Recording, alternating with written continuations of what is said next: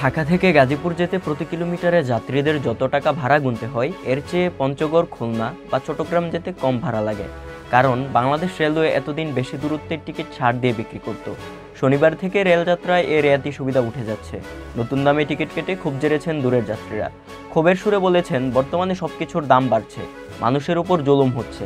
আবার এদিকে ট্রেনের টিকিট কালোবাজারিদের হাতে চলে যায়, সাধারণ যাত্রীরা টিকিট পায় না।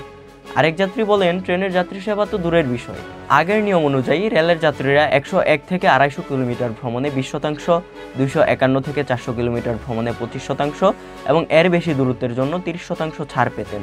সেই বিধান উঠে যাওয়ায় বর্তমানে গন্তব্যভেদে 20 টাকা থেকে 150 টাকা পর্যন্ত সুবন চেয়ারের টিকিটের দাম বেড়েছে। এসি চেয়ারের দাম সর্বোচ্চ 300 এবং কেবিনে ভাড়া বেড়েছে 400 টাকা পর্যন্ত।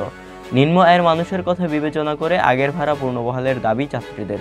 একজন যাত্রী বলেন, রেলের ভাড়া বাড়লে তা নিম্ন আয়ের মানুষের নাগালের বাইরে চলে যাবে।